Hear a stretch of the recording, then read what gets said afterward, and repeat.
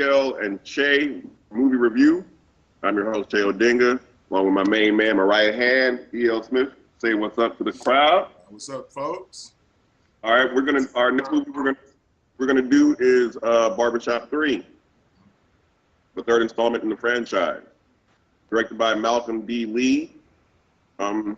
He also directed Best Man, Undercover Brother, Roll Bounce, Soul Man, Best Man Holiday, and the upcoming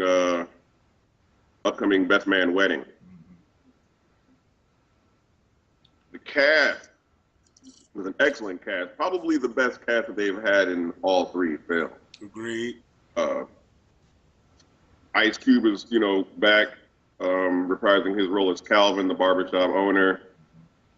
There's also, who else is back? Said. Eve comes back. Eve comes back. Yeah. Anthony Anderson, Sean Patrick Thomas, Troy Garrity.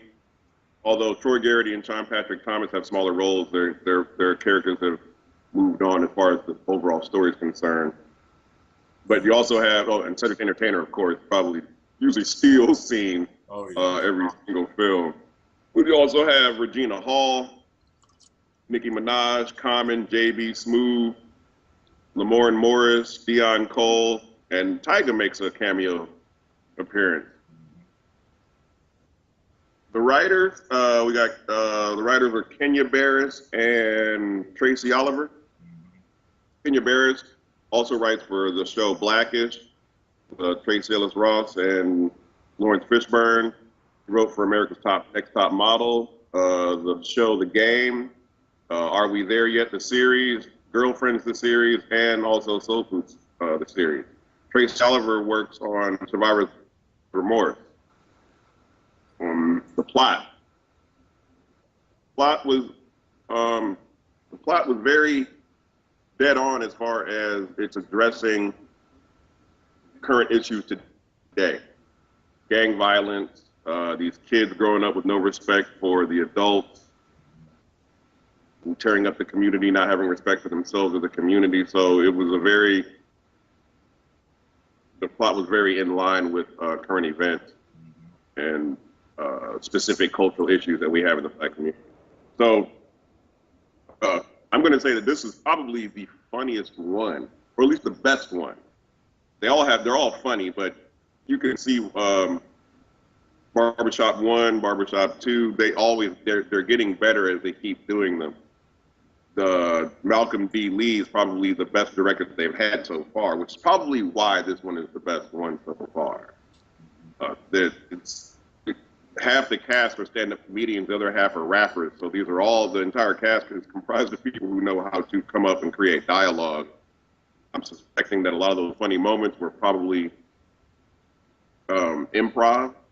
Let's say you can probably tell. I don't know. How did you feel about the overall product? Oh yeah, I agree with JB Smooth, Dion Cole.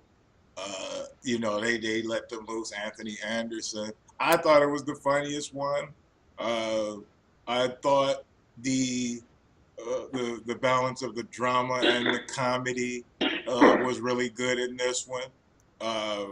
But yeah, Dion Cole had me cracking up laughing. JB Smooth, and Common continues to evolve. The kid that plays Ice Cube's son and Common, what's his name? What's the kid's name? Michael Rainey Jr. He's also in Power. He plays 50 Cent's son in Power as well. Right, and he's I think he's Common's son, I believe, in that movie Love. But they both showed out in that one as well. So yeah, overall, I thought it was the best one. It's funny. The casting was perfect to me. You've seen most everybody before, a couple new faces, but everybody's like every moment they took advantage of. So yeah, you brought up something earlier that I meant to say. It's a dramedy, is right. What this really is. It's a comedy / dramedy. You have, which is usually, dramedies to me are usually some of the best films overall in any genre because they really reflect real life. You have these moments of high joy, and you take these immediate downturns into these spiraling, dramatic moments. So it is a dramedy and it's really good. Uh,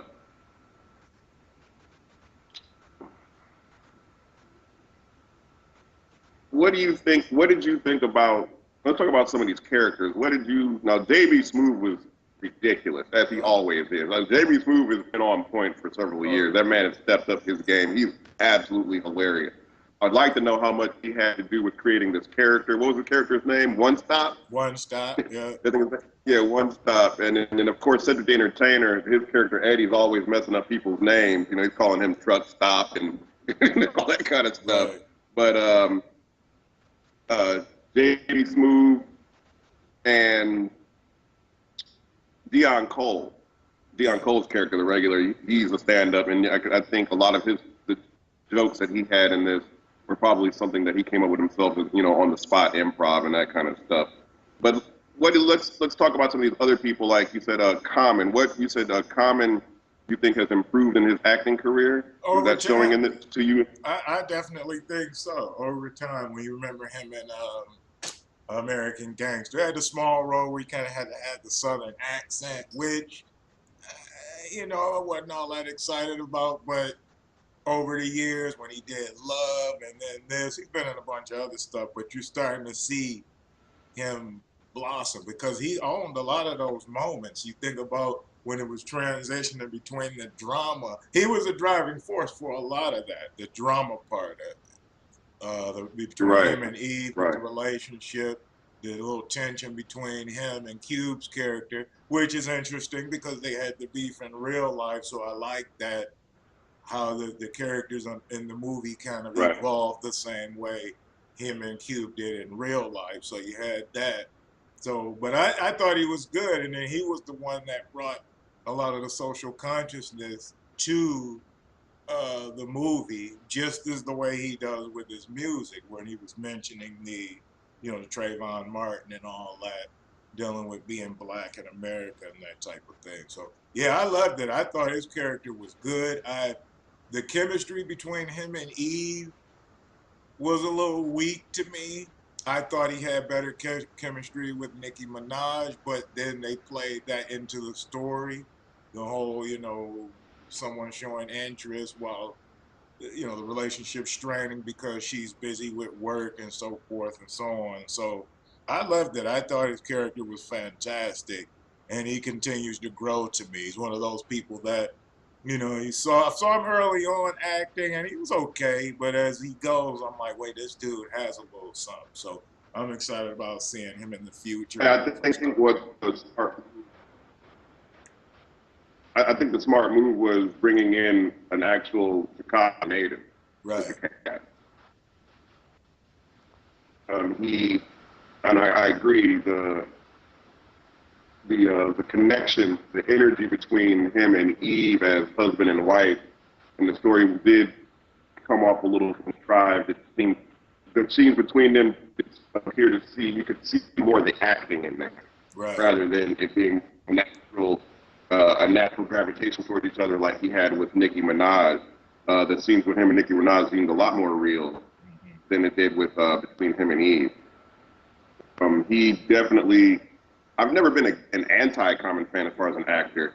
He just never really made an impact on me that stuck, beyond, the character himself on screen. It never stayed with me after the film was over.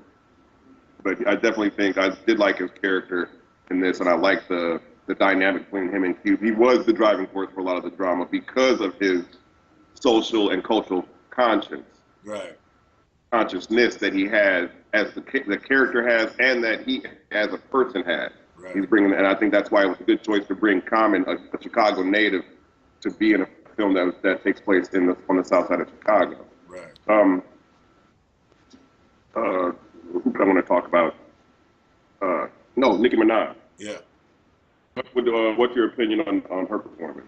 I thought she did good. I thought, the character, I didn't know what to expect. I mean, you know, I'm familiar with a little bit of her music and things, but I didn't know what to expect. And I thought the character, it didn't require a whole lot, but it worked for what it was. The kind of, the bold, I'm interested in your man and I'm going to let you know right in front of you type thing, kind of playing this, the whole damsel in distress type thing, which was part of the story as well. But yeah, I thought she did okay. I thought she fit. It worked. You know, I'm not going to say, you know, what type of actress she is because I haven't seen her in anything else, but she did good. I thought that it worked. I would be interested to see her play other kinds of parts. Yeah, I thought for what I thought for what the role required, she delivered. I don't think it required a whole lot of acting depth. She played. I think she played kind of close to who she already actually is anyway. I don't think that the character was too far removed from her actual personality, or at least from her actual persona, Right. her on stage and her rap persona. So, but I do think that I'm gonna give her credit because, like we said before, her energy worked well with Tom. Yeah. And maybe he helped her with that. Maybe that's what kind of helped her performance is his presence, the interaction between their characters. Tyga, I don't know any of his music. I don't know not one song title, not one song lyric. I've only seen him, maybe some interviews here and there, and some articles that pop up on social media and stuff like that. But he, I don't know. He did what he did. Yeah. I don't think it was. I don't think it was terrible. I don't think it was fantastic. He did what he did. I think you could have gotten pretty much any young rapper to play the part that he played, but he did it, so and it was good. He only had two or three scenes, short scenes, but for what he did, I liked it. I don't have any criticism for him really. I can't for the same for Nicki. Can't really judge them right now just because they don't have a large body of work. Right. Um, But it worked. So overall, a good production, directing, everybody worked. The position they worked. Another thing I liked about it was you can see the involvement of the story itself, the barbershop story, kind of the villain or shady aspect.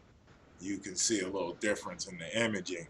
And you saw Cube talk about that when he was talking to Anthony Anderson's character with the name of that, what was the name of that thing? Gangsta Grub or something like that? Gangsta Grub. Right, Yeah. where he's like, I got a problem with the title because it seems to be promoting a certain kind of thing. And he's like, nah, I'm just trying to sell food. And he's like, right, but we know imagery and words are very powerful. So I like that they put that in there. And then in the overall story, you can see that was a theme of raising that up and having being mindful of the images and things that we project. So I picked that up too. I like that. The all three barbershop movies have a conscious theme to them. There's always a social or cultural issue that the overall story is addressing. This one probably more so than any other, with the gang violence and the out of control youth and the disrespect for their own community that they live in and work in, things of that nature. So I think they did a very good job with the writing as far as creating a plot that is important and alive today in the Black community, and they use the movie as a platform to sort of address that in a comedic and dramatic fashion. So that made the story interesting and plausible. Let's say, very plausible story. So the balance between the comedy and the dramedy is excellent. The comedy is always funny. Everyone, pretty much everyone who's a comedian has several moments of shine in here, especially Cedric, JB, and Dion Cole. They those three probably comprise the majority of the comedic ventures in the film. And I'm thinking that by now they probably have enough leeway with directors, especially if it's a black director, Malcolm D. Lee or others, to they probably give them a lot of room to operate on their own and create dialogue that might be better than what was written.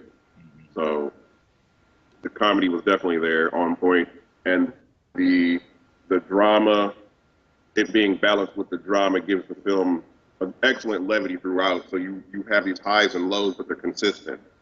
They're consistent, and it helps support the story because these people are dealing with real issues, just like people in the real world. But you don't spend 24 hours a day wallowing in your sorrows. There are moments of high joy and greater spirit. Yeah, overall, I would have to definitely recommend this film to anybody who's a fan of the Barbershop series. And if you haven't seen any of the Barbershop series, shame on you, and go back and start with the first one and work your way to the third, because these are all good. And, just real quick, I'd like to address that these movies tend to, from the outside, we know that they tend to be labeled as black films, but they are much more than that, especially these three. You don't have to be black or have spent time in a black barbershop to appreciate the characters or the story. This is not just for black people who go to a black barbershop.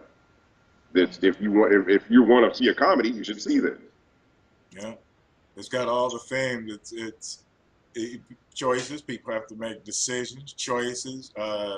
You've got to deal with whatever's put in front of you and respond to it. And it has all that in it, and it's funny. It makes you think, and it's very well put together. So I definitely recommend it as well. The production was really good. What was the budget? Can you see that on the? Let me see if I can get a real.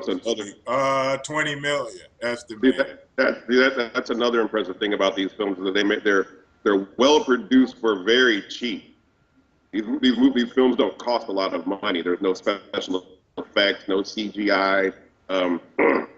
You just have to really just pay the cinematographers and the actors, and I'm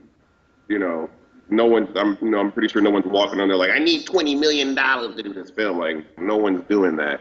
Everyone wants to come together and do a great project. So for $20 million, I'm pretty sure they made their money back probably in the opening weekend. They had to. They did. They cleared 20 million the opening weekend. Yeah. So yeah, that's a success. So there you have it. Barbershop-3, excellent movie. 2 thumbs up for me. I was Siskel Ebert. And go see it. I don't know what else to tell you. Yeah. It's funny. It's hilarious. It's pertinent to today's issues and socially and culturally. Check it out. All right, till next time, I'm Che Odinga. E.L. Smith. We'll see you next time.